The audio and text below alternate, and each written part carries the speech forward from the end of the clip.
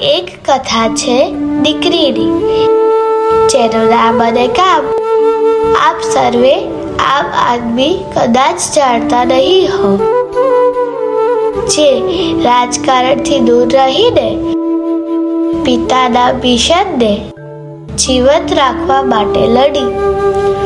હું મણિબહેન, લોખંડી પુરુષ સરદાર પટેલની દીકરી, એક એવી દીકરી જે પિતાની સાથી બની, તેમની છાયા બની. હું રાજકારણથી દૂર રહી અને સત્ય માટે સત્તા વિના પણ લડવાની હિંમત રાખી.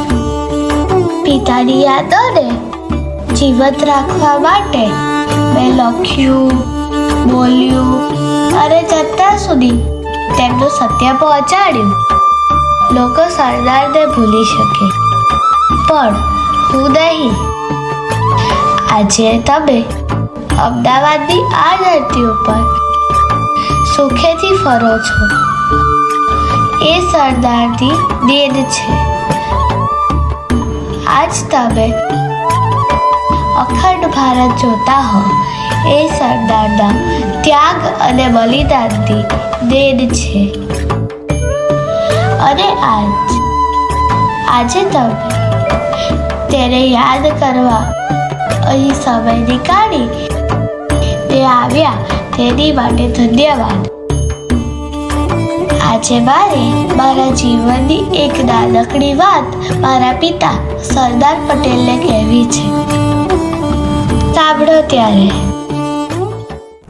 લોકો માટે તમે લોખંડી પુરુષ હતા, પણ મારા માટે તો મારા પિતા 15 ડિસેમ્બર 1950ના દિવસે જ્યારે તમે અંતિમ શ્વાસ લીધો ત્યારે આખો દેશ રડી પડ્યો, પણ મને રડવાનો સમય નહોતો. તમે મને શીખવ્યું હતું, મણી બેટા, જ્યાં સુધી શ્વાસ છે ત્યાં સુધી કામ કર. ભારતની સેવા કરવી એ તારો ધર્મ છે.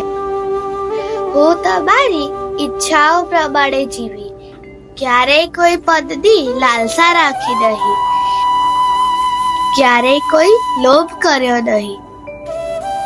મેં જોયું કે કેટલાક લોકોએ તમને ઇતિહાસમાંથી કાઢી નાખવાનો પ્રયત્ન કર્યો, પણ હું જાણતી હતી કે સરદાર એ દંતકથા નહીં પણ પ્રેરણા માટે જ જન્મ્યા હતા.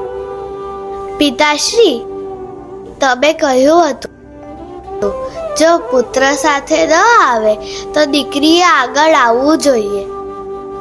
હું તમારી દીકરી હતી, છું અને હંમેશા રહીશ. તમે જ્યાં પણ હો, જુઓ, ભારત આજે પણ અડગ ઊભું છે.